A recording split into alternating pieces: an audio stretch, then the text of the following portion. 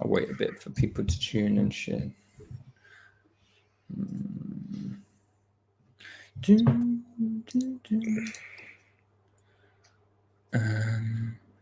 I'll put the link in the chat.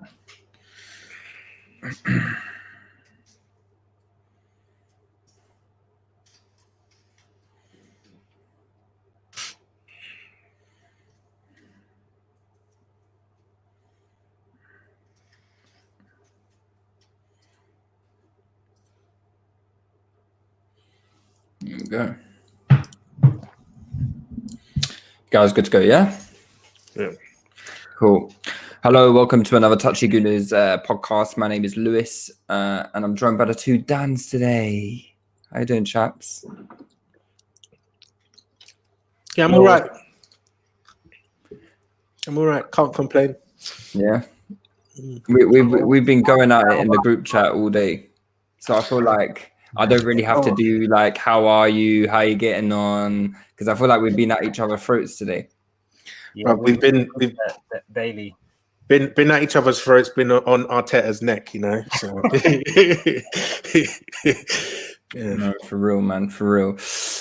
Before we start and we actually start getting onto Arteta and getting treading on his neck, just a few things to plug before we start, mainly being the Patreon. So big up everyone who is a Patreon. I think we got quite a substantial amount of you guys now. So it seems like you guys are enjoying the content. We released a post-match review for Everton the day after the game. So if you guys don't want to wait until Thursday now for the release, and you want to get your Arsenal fix on a Monday after the game, then join the Patreon and you'll be able to get instant reaction there. So the Patreon link's in the bio. Feel free to join and become a Touchy Gooner member. Why on earth is Dan's picture Anthony Martial? Bruv, I've got no control over that, you know. I think that's the account settings, you know. You need to chat to Mariah about that still. But yeah, my camera's coming back on now, don't I? Yeah, get rid of that shit, man. Fuck you, no. Disgrace. Anyway, yeah. Obviously I plugged to the Discord as well. Join our pain on the Discord lives. You know, I'm not too enthusiastic about it these days, but you know, I have to give the plug because my superiors say I have to, you know, so got to give the plug to the Discord. Anyway, let's talk a little bit about transpiring events in the last few days. Obviously, we had the Carling Cup game yesterday, Carabao, whatever it is, Milk Cup. We had that game yesterday against Man City. I don't think any of us expected anything from it. I missed the first half, so I'm not ready to give you a comprehensive breakdown of the game. Let's start with the team itself. How would you guys have approached that game? Would you have because I feel like Arteta was caught in two minds a little bit. Like he didn't want to go strong, but at the same time he didn't want to like completely throw in the towel and go like all with the kids basically. And he's done like this mix mash of players who are not going to be here in the summer, fringe players, and one or two starting players. So how did you guys think he dealt with the starting lineup? I think he's a mess, you know. He's a mess right now.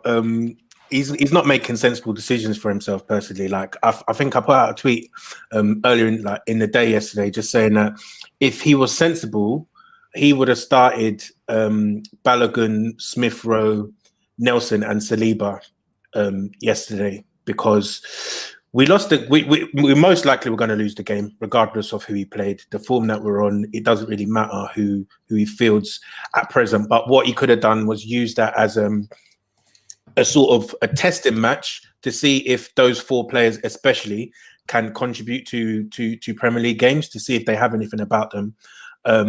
Two of them weren't even in the squad despite being fit and available.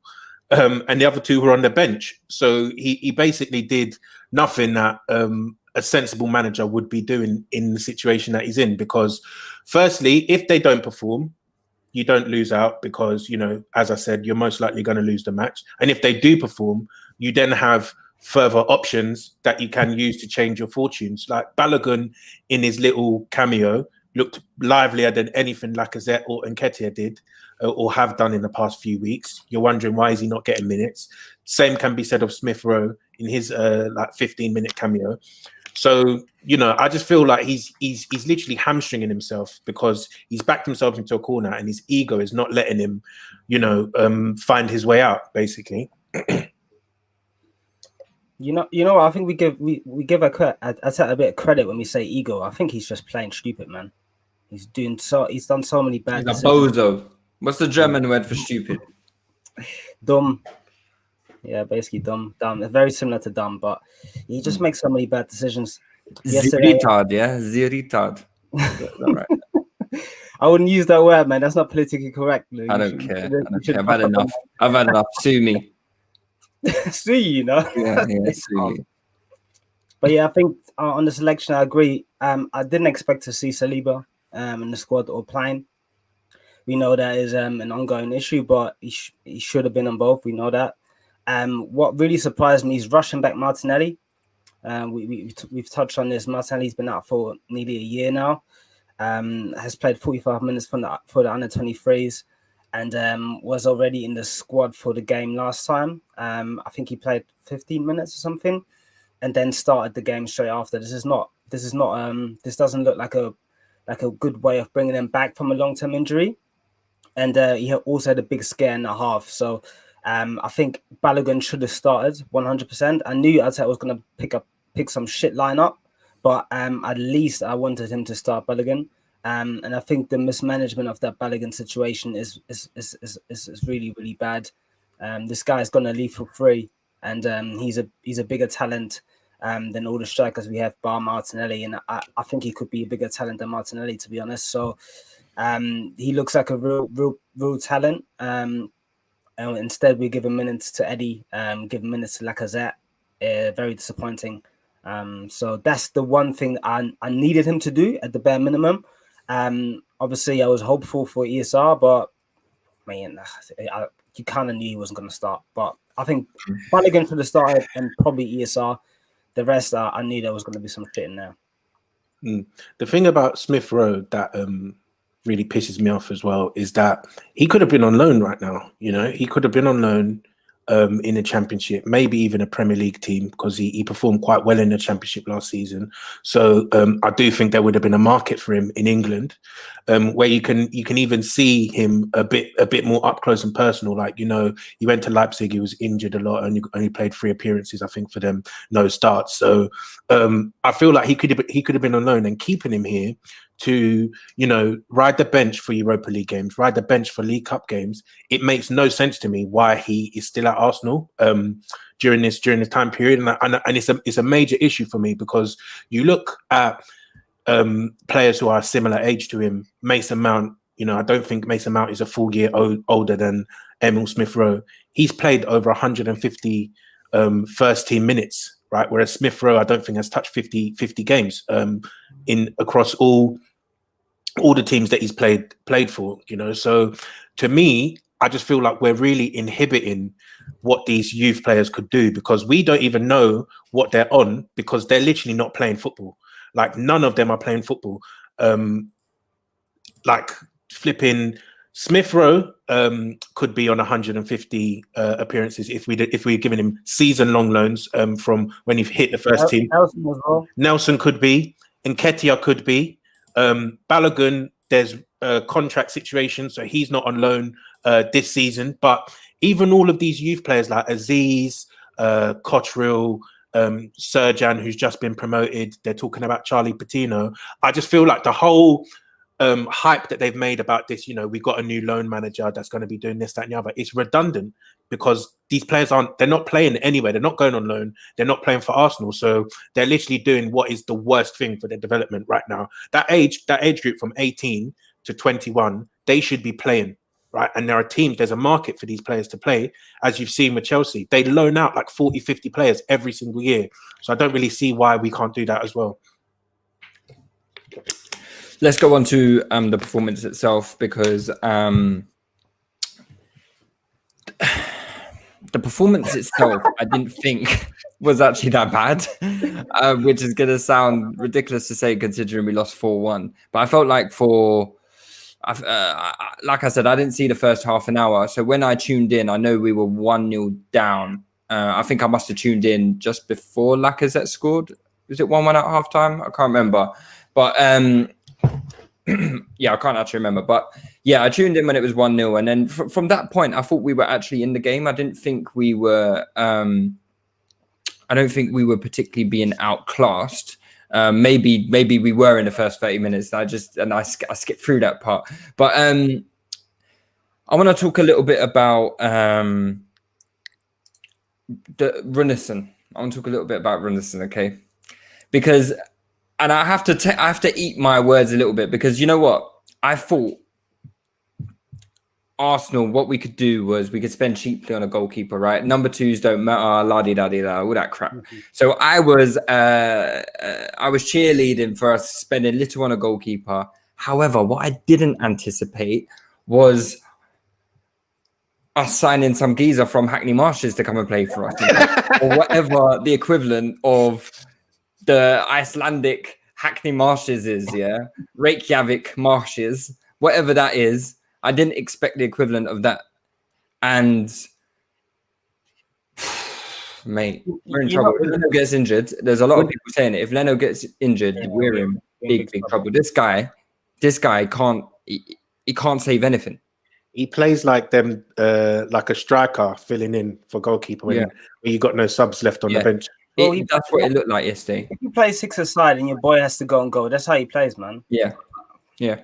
We already can't score goals. So if you're going to be starting games where you're at a -2 deficit, then we could be getting relegated. like if Leno gets injured, and Leno, and this is not even. This is the thing is, it's not even a compliment to Leno, because Leno hasn't been that good. Do you know what I mean? Leno hasn't been that good. But how the hell what are we doing? Like, fucking, do you fancy a game in goal, mate? Like, do you fancy a game in goal? Like, is that what we're doing? Like, the goalkeeper coach wants his friend to get a job or something. What's all this about? Man said Northern Lights Marshes. Yeah. The thing is, with this guy, it's not even a hindsight thing, because I searched the chat as well today. When there was talk of Martinez leaving, and we said in the chat we should move for Areola on loan. He's available on loan. He's going to Fulham. We should move for him, or we should take Joe Hart on a free, because I do think the second keeper isn't that important. But what you do want is a level of competence there, so you can rotate your keeper to some extent. And I genuinely feel like if Arteta, like, I know I've said if Arteta's sensible, he's obviously proven that he's not sensible. But this guy actually can't play again for Arsenal. He actually can't. Just because I feel like the games that we have now, we can't really be affording to throw points away. Europa League knockouts, I don't care if we're playing cannon fodder. You absolutely cannot afford to go out to an error from your goalkeeper. So I generally just think 3 errors, maybe. Yeah, I generally think he can't play again for Arsenal. It's a mistake. 1.5 mil, write it off. You move him on, and that's done now. He's finished. It's just indicative. You know what? It's just indicative of our transfer policy, though, isn't it? It's like, it's all done on who, like, we're turning into that kind of gentleman's club of, like, you get entry based on who you know. Signings of Willian, Pablo Mari, Cedric, Runnison. Just referral bonuses everywhere. It's referral, yeah, exactly. It's a pyramid scheme, isn't it? It's fucking what's that bloody thing called, the fitness thing? What's it called again? You see their cars everywhere. I can't remember what it is, but anyway, it's one of them schemes, where everyone's on a referral and taking money off the top. But yeah, it's just indicative of our transfer policy at the moment. I think it's turned into a gentleman's club again, something that you would expect from the George Graham era, and it's. But we want to get on to talking about what we should do in January to fix this. Do you even trust this is what I'm saying, these guys to spend the money to do what's required, and also identify what is required? Like, we've been discussing it in the group, but ultimately Willian was signed as the creative player this season. They were confident enough for Willian to lead us creatively and take on the burden Özil has left, and they were confident enough to not register Özil and just give this responsibility to Willian. So God knows who they're giving this responsibility to next. I mean, people dismissing Eriksen links, I wouldn't, bruv. That's again like the Willian deal. It's a deal that's easily done, convenience. And January is notoriously a difficult window to do deals. Players are difficult to move. Like we're talking about our Lyon are first in Ligue 1. Do you know what I mean? Like the money we'd have to fork out to kind of get them out. I know that league has a bad financial situation with regards to the TV deal falling through, but I think what I said as well. I think he'd be better off just waiting to the summer. Like whatever happens with the league, he'll be fine. There'll be suitors for him. Why would he rush to go to 15th, 16th place Arsenal unless we throw in the bag at him? So yeah. And yeah, it's very doom and gloom. I think what they will probably do is a loan Isco or Eriksen, and potentially sign a player that Isco and Eriksen. Isco or Eriksen. Okay. And maybe if they're feeling ambitious, they might sign a player in addition as well. So they might do Isco or Eriksen and then Buendia. I could see them doing something like that. But I think you made some good points of Buendia. What are Norwich going to let him go for 20 million when the price of getting to the Premier League is around 100 million for them? So the value that he represents for Norwich is way higher than 20 million, which was probably his market value. So that could be a more difficult deal to kind of push through. But I think in the past, Norwich have always been quite positive on doing dealings and making money. So maybe they get that one through. But they priced Max Aarons out of a move this summer. They did.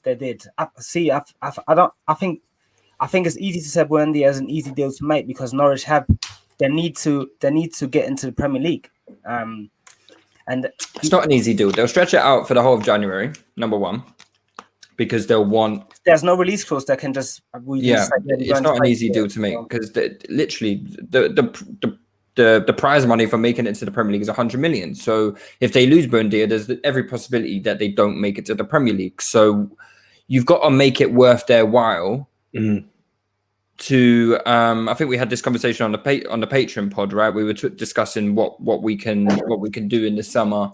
In the winter window, it's not an easy deal to make, man. There's no easy deal to make. Just like finding a new coach in January is going to be an arduous task. Like we did the Patreon piece was mainly about what managers we would like to see take over from Arteta, because I think we've all come to the conclusion that we don't think Arteta is the guy. And a number of suggestions were made. But it's another thing that's going to be extremely difficult to navigate. You know, who do we get? At this point, I'm telling you, I know you guys think I'm joking. I'll fucking bring Wenger back I'm with you on this one. I'm with you on this one for the simple reason that unless we get Pochettino, I think the managers that are actually available right now, that are on the market, I think only Pochettino appeals to me. And I have doubts over the club putting the money behind that. Obviously, we know that he probably wants a substantially bigger wage packet than Arteta. He has more coaching staff than Arteta. I think, just financially, that might be something that the club is not interested in. I do think he'd be interested in the role. So yeah, I think unless we get Pochettino, Hasenhüttl, we could try price him out at Southampton. But again, that's not an easy thing to do during this moment in time. I know Southampton are doing well, but the risk for them is if they let Hasenhüttl go and then they get relegated, that is absolutely ridiculous. So that's not something they can facilitate easily. So two managers that we identified that we can all agree on that it's rather difficult to probably do that for different reasons. So then we have to look at something to just pick up our form that can help us immediately. And Wenger is about. I don't really want Rafa Benitez. I see people suggesting Gus Hiddink. I do think we should probably go with an interim for the rest of the season, and then pick the best manager that's available in the summer, because we need to pick up form now. We can't wait another month, another 2 months. I'm dead serious when I say we are in a relegation scrap. Like, we ain't won in 2 months, and we also are not drawing games. We're actually just losing games. Yeah, shout out Big Sam, man. He said we're in that scrap with him, bruv. And Big Sam just trying to drag any team down there with him, boy. Yeah, that's relegation mind games, you know. We're not used to that shit. That's relegation mind games, bro. We need to not fall for the tricks. Fam, Big Sam wants us down, man. He 100% wants us down. He would love to see us relegated, man. Of course he would. From his Bolton and Blackburn days. But you know what? I think the interim will probably be the best way forward, given where we are as a club. But I think alongside that interim manager, I think we need to sack Edu and get in a proper director of football / technical director, whatever you want to call it, just because I feel like that person who is in that role can then help to identify who the perfect manager will be. And I feel like if we're sacking Arteta and then leaving Edu in that role, I feel like we're just going to be back here in another 12 months, because Edu doesn't have a clue what he's doing as far as I'm concerned. And I just feel that as long as he is there supposedly calling the shots about, you know, the technical direction of the football club, then we're not going to prosper. Because if we've seen what the signings that we've seen this guy oversee, and the players that we're actually seeing leave the academy as well, under his tutelage, you know, he's taken us in a wrong direction. You know, like the likes of Balogun, you've seen Yunus Musa leave, and he's balling out at Valencia. I think these are also important aspects of his job that he's not doing correctly at present. You know, like the big talent that we have in the team, if they're not going to contribute to the first team, they should be sold for value. They should not be let to leave on free transfers or for compensation, whatever you're going to get for them.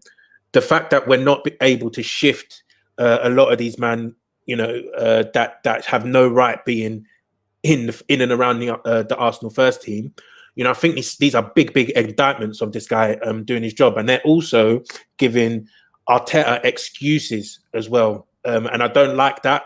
I feel like the accountability isn't quite there at the moment, because a lot of this blame is being put at Arteta's feet, but I feel like he does have some valid excuses as to the makeup of the squad, the numbers in the squad, the people that he has to work with.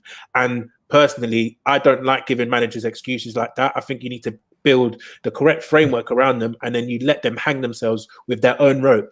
If you look at Chelsea, for example, they've gone out and they've said to Lampard this season, right, you've got top four, we're gonna give you every single player that you want.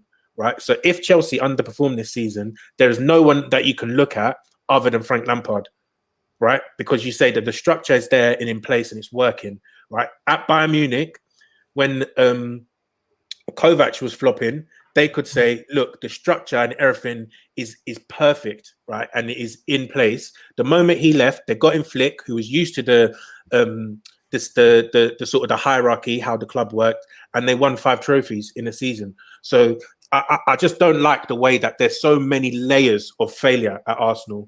And I feel like that director of football, as well as sacking Arteta, is massively important as well. So, just on the structure, because I've seen a lot of suggestions online saying, "Oh yeah, even Aziz's structure maybe was better." No, actually, a streamlined structure is quite good. You have less people making decisions. What you then need is competent personnel.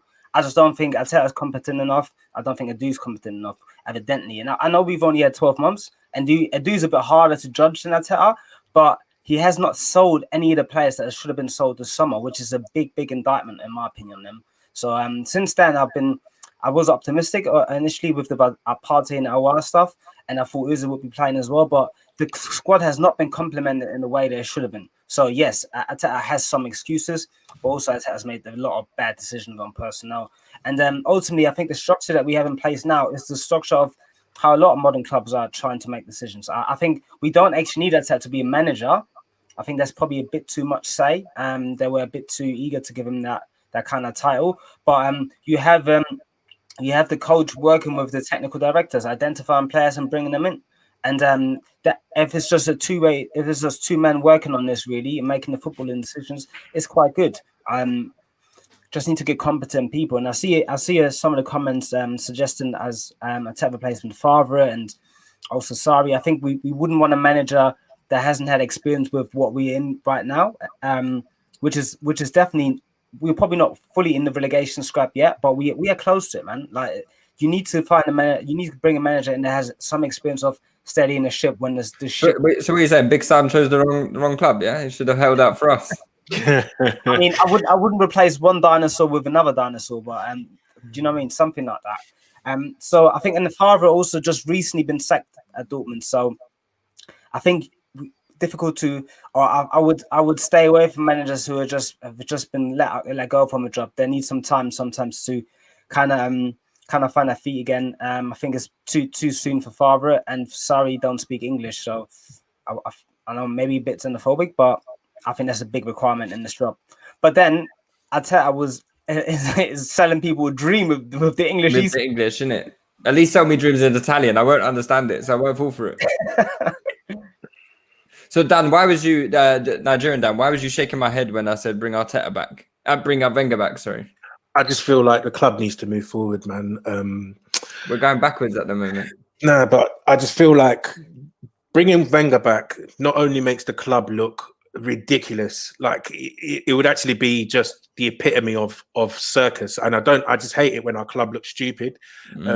Personally, I just think we'd look absolutely ridiculous bringing Arsene Wenger back, sort of like these pricks like Tim Sherwood coming up saying, the grass ain't always greener, this, that, and the other. Like, the decision to move Wenger on was absolutely 100% the right one for me. The decision to move Emery on, absolutely 100% the right one. What they need to do is now focus on getting the next appointment correct. Arsene Wenger does not need to be anywhere near the club. I personally don't think he'd come back. I feel like he probably wouldn't. Yeah, I feel like the fact that he's not even been back to the club to watch a game or meet with some of the people like the Cronkies, etc. I don't think he'd accept that, just because I think we did sort of mug him off the way that he was let go. But I just feel like moves like that, they just never work out how you expect them to. I don't know what Wenger's like working in a sort of relegation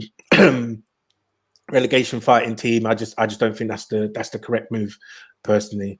But I do think an interim would work.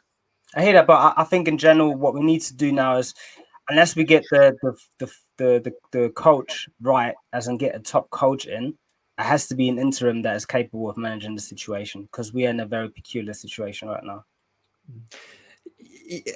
Some people are asking me, am I serious about Wenger? Listen, I'm at my wit's end, mate. I'm at my wit's end. I don't really know what the answer is anymore. All I know is Wenger knows his group of players. Wenger knows how to navigate the Premier League. Yes, he is not the answer. Yeah, he is not he's not the answer. And if he's not the answer, then you got to start wondering, what is the question, right? So I just think he's someone that can manage this group of players, and he's got some positives out of some of these players before as well. So I'm kind of like half serious with the Wenger stuff, because I just don't know who else we would get as an interim. I'm done with Arteta. Arteta's not going to stop the rot. Arteta is we're gonna keep losing under Arteta. He's doing more damage than anything, actually. Yeah, potentially. Losing Saliba maybe, or Balogun looks like we've lost him already. So yeah, exactly. And I just think a steady pair of hands to stabilize the ship is needed. I don't really know who else to turn to. Like, Wenger's been that guy for me for the last 20 years or whatever. So it's difficult for me to actually look outside the box. I don't know. I don't know, lads. I don't know. And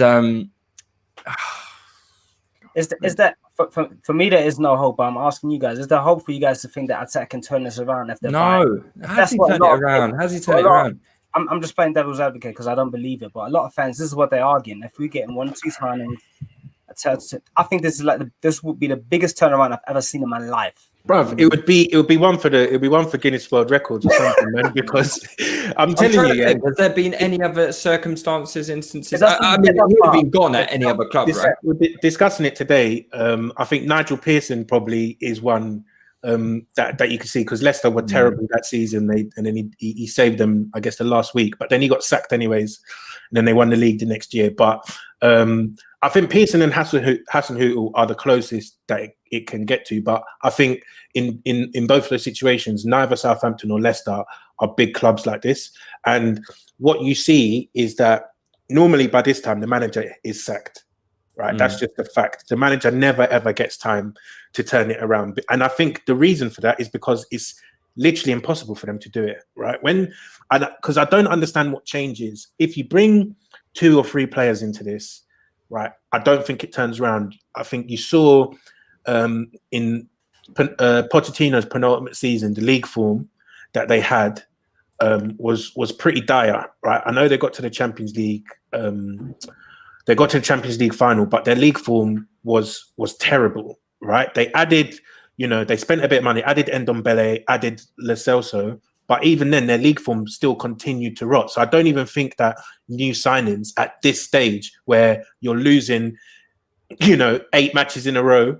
Didn't Ollie go for a run like this? It weren't this bad. It just weren't this bad. I'm looking at it now. 1, 2, 3, 4, 5, 6, 7, 8, 9, 10. So 2 wins in 13 games Ollie had. Yeah. Quite similar. It's quite similar. And that was the back end of 18-19. Didn't he have the excuse of some of the players were injured? And I also, don't think so. I remember us beating them. Wasn't that the game we beat them? Like Pepe scored, I think. No, not Pepe. Beat them 2-0. But the thing is with that, though, is I think Ole has never, sort of been ostracizing players in his team. I think they just lacked quality, right? Like Ole wasn't telling Paul Pogba come outside, excluding him from the squad. Ole wasn't, sending all of his youth prospects to the Gulag to go play in Hertha Berlin. Ole wasn't saying to the Mbappe of centre backs, that people have associated it with my name now, so I have to keep it. Yeah, but he wasn't beefing everyone under the sun. Do you know what I mean? Like Arteta is too confrontational now, I think, to turn things around. The decisions that he's made, man management wise, I think are nails in his coffin. I cannot see how the treatment of some of these players is going to just be forgotten and moved over just because an Aouar signs or a Buendia signs. Do you know what I mean? I just can't see it. That kind of the mentality that some players have towards him, the feelings that some players have to him, that's deep rooted. That could be spreading across the squad. Because I'm pretty sure, I think one thing that's important here, as you said. Yeah, the French lads can't be looking at how Saliba's being treated and thinking, like they surely they're probably discussing amongst themselves, like, that's fucked, man. Like you can't get behind a manager who is doing your mates dirty, Bruv, you seen Pepe, Saliba, and Guendouzi joking on Instagram, bruv. Like they're doing it publicly, like showing their camaraderie with each other. Do you know what I mean? So, boy, I think Arteta's dusted, man. He's absolutely dusted. Well, according to the board, he has their full support. So, is that like the extra? I think with these things, there's always you have the full support as long as you're in the job, but you could be out of the job next week. So these things can change very, very quickly. So I think if he loses to Chelsea, if he loses to Brighton, and then loses also to West Brom, he's gone. They don't give a shit about support at that point anymore. Like 3 more losses on the balance, and they're like, listen. Who are the next 3 games? Chelsea, who and who? Chelsea, Brighton, and West Brom, I believe, are the next 3. I mean, it has to be 6 points, doesn't it? It has to be. I think we can forgive the Chelsea defeat, right? If we'll probably write that one off and say we'll probably lose that game. You have to beat Brighton and West Brom. If you're going to write that off, you have to beat Brighton and West Brom. They have to sack him, and they should have already sacked him. But the thing is, I think there's something deeply wrong with Arteta, though. The way he approaches football games. I'm serious. There's something deeply wrong with the way he approaches football games, and also the way I don't know, obviously, how he does in private, but also when after the game, how he analyzes the games. He's not honest in his assessment of the game. Always pretending that we played well enough to win. When if we played well enough to win, surely out of the last 15 games, we would have won more than 2. Like, come on, man, let's stop chatting shit to us, man. Like, According to Arteta, he's the most unlucky manager in the world. Like everything that is highly likely hasn't happened. Everything that's not likely at all has happened. It's just, you know, he's due to win the lottery with how bad how bad his luck has been recently. Yeah, I think Dan's spot on, you know, because the way that he actually is, the way I interpret his analysis of the games is he's looking at the XG number and saying ours was higher than theirs, so we should have won, right? But we're not even getting higher XGs than in some games. So they're looking at a different model. Like they got their own one. It's crazy because the stuff that he's coming out with is not matching the reality of what we're watching, as Dan said. So like, I don't even think it's that intricate. I think he's got his own stat that he's looking at, like number of passes into the left-hand channel. No, but do you know what's mad? Yeah, he what did he say? He said that football is not like basketball. Yeah, in basketball, if you shoot 50 times, the other team shoots once, you're gonna win every single game, right? Mm-hmm. But in football, if that happens, you can still lose 1-0. But what he's not understanding is that we're the team that's shooting one time. You know, and we're losing. You get what I'm saying? So it doesn't even make sense. You're watching this match and you think that we're peppering these teams, and you can only use that example like for 2 games this season, which is Spurs and Burnley, right? The other games have been pretty even in terms of shots. You know, it's only Burnley and Spurs that we were, you know. And Spurs, it's not like we had a shitload of shots. Listen, where's this guy that Athletic told us about? This smart, ever-changing, adaptable, young, inspired coach. This guy is the dinosaur, man. Athletic lied to me, man. I want my 199 back. Oh, my back still. Oh my god, man! No, the guy's he's generally coming off as deranged with some of these things that he's coming out with. You know, like I know people are saying, "Oh yeah, he's articulate, this, that, and the other." It's literally, if he was doing this in the accent that Emery was giving us, he would have been gone. If he had the same hair and same, you know, dental hygiene that Emery had, this guy would be long gone. He'd be long gone. He's benefiting from the fact that, you know, he wears Stone Island and he's got a thick head of hair. That's the only reason why he's still in the job. Honestly. Yeah, but you say that, but I mean, we gave Emery about 6 months too long as well. So maybe it's not to do with that. Maybe it's just because our board haven't got a clue about football. Because I personally I don't see us sacking Arteta. I said it on the Patreon piece the other day. I don't see us sacking him. I think they'll give him the January window to navigate.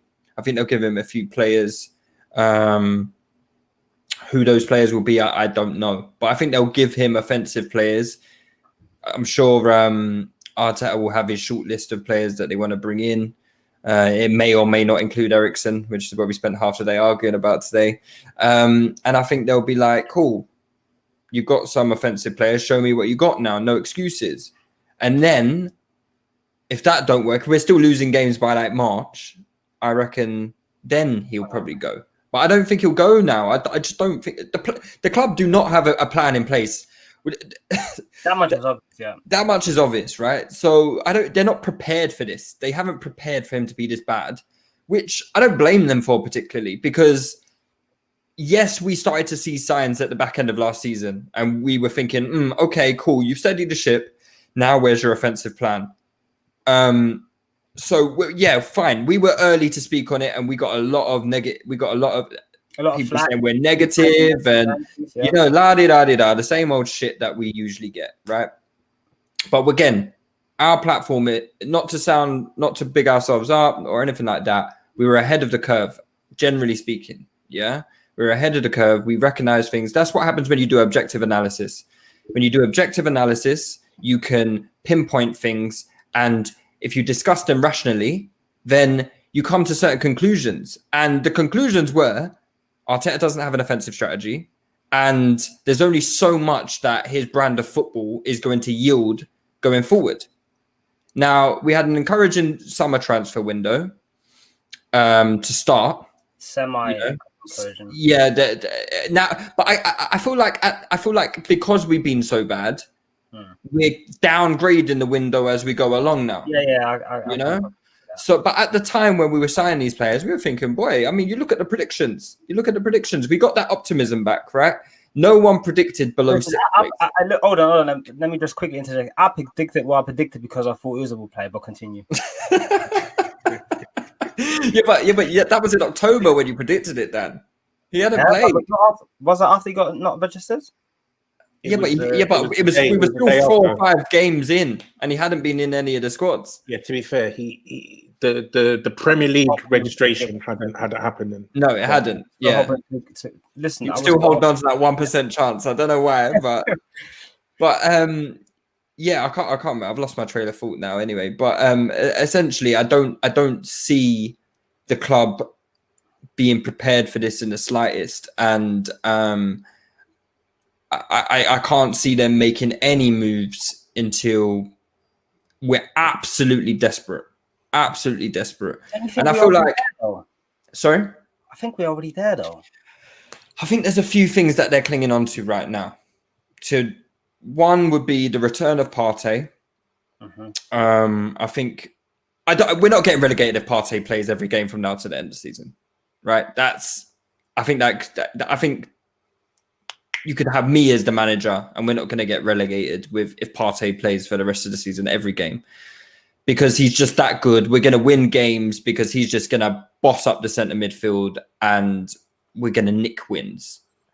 I think Martinelli's return is another big thing, hence why they made, Dan, you were speaking a little bit earlier about, you think they've rushed him back. I think they're very eager to get Martinelli back because they know this offensive line needs some freshening up. It needs new ideas. It needs someone like Martinelli, if we're being honest. And also, I think they're banking on doing some business in Jan. So I think these are the things that they think are going to see Arteta through. Whether it works or not, I don't know. I don't trust him. I don't trust who they're going to be bringing in. Fabrizio Romano today, he said Eriksen is low. Well, let's get it right for Leo. Because Leo don't forget him. Yeah. He said Eriksen is not a high priority for Arsenal. Aouar and someone else is. Who do you guys think that someone else would be? Isco for me. I think it's Isco. And how do you feel about Isco? Boy.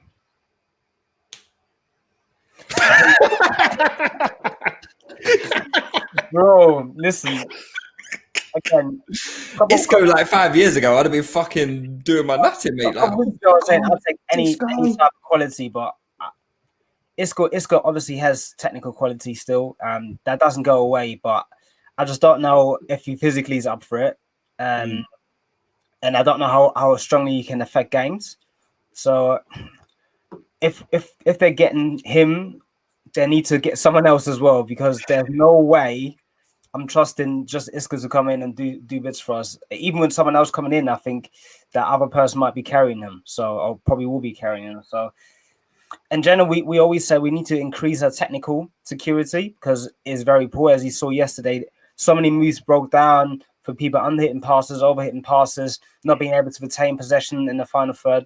So even though I don't think Isco's ideal, he still has those basic fundamentals that would at least give us some of that. And then if someone else comes into addition, that would increase our level quite a bit because we have basically that we don't have that right now. So him in addition to someone will definitely improve us, but I wouldn't want to sign him. I have to be very clear. Isco, if anything, a 6-month loan, maybe an option if he does really well, we could consider it. But I don't think that is the sign that we should be making. And yeah, see, the selling clubs know we're desperate, right? So Real Madrid are probably desperate to get Isco off their books. And Mildo, apparently. I mean, who's giving them 40 mil for? Well, let me not speak too soon because we could do the madness still.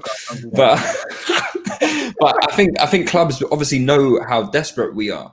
You know, we're probably going to be after every available attacking midfielder this window, aren't we? And if it means Isco or nobody, and Real Madrid start saying things like, well, we'll give you a loan, but there's an obligation to buy. I think we would be silly enough to take it. I really do, because I think we'd be so desperate. We can't continue how we are. We can't continue with this set of players. Would Isco improve us? Yes. Yes. Probably. Yes. Probably. This is the whole argument that we've had, though, when we said this is why Eriksen's got to be on the list, because it's an easy deal to do. You know, yes, I agree. They can easily just we'll bring Eriksen in. Like, does he improve us? Does Eriksen improve us? Probably a little bit. Yeah.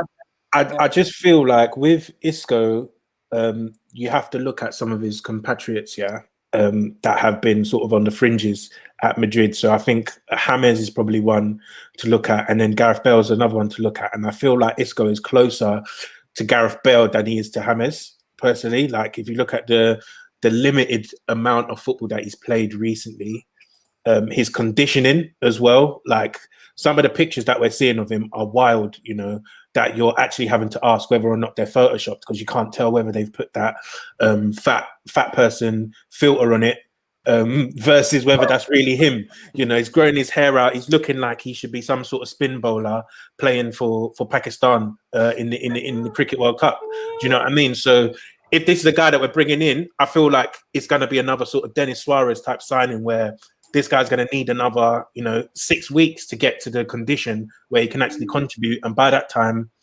the season's basically over. So I'm not feeling that Isco signing at all.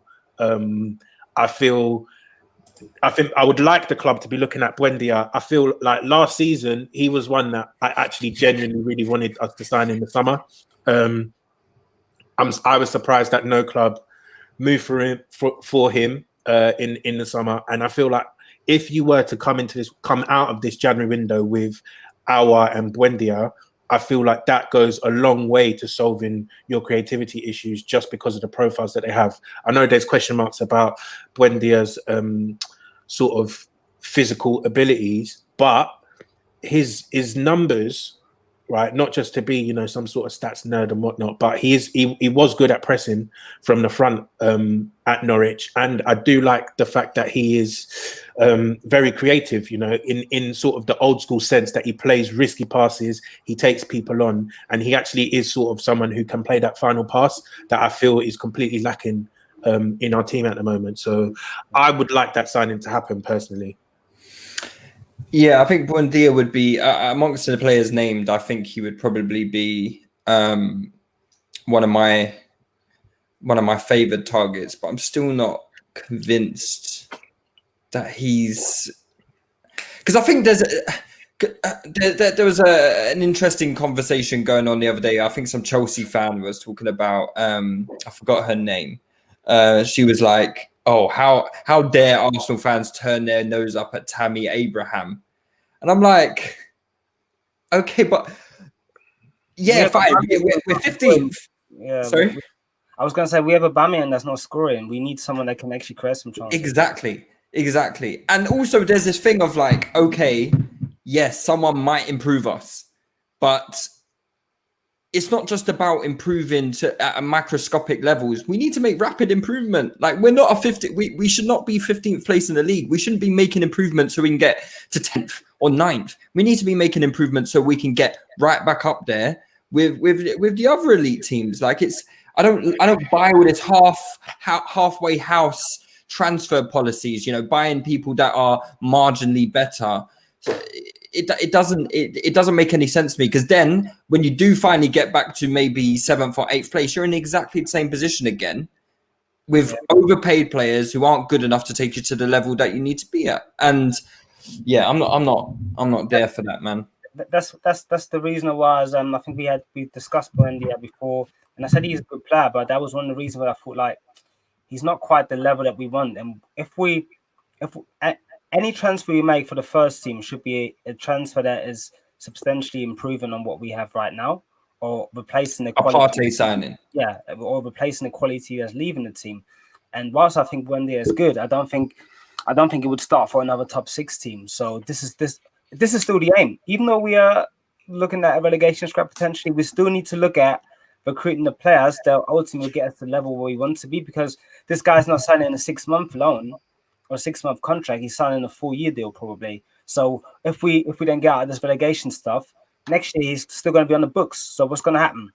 He's going to be playing for us, and we were moaning about the lack of quality compared to the teams that we actually want to compete with. So this recruitment stuff is not as difficult as Arsenal make it, but you need to have clear criterias and then pick the players based on those. Yeah. I agree. Is there anything else you guys want to touch on before we wrap things up? Fuck attack.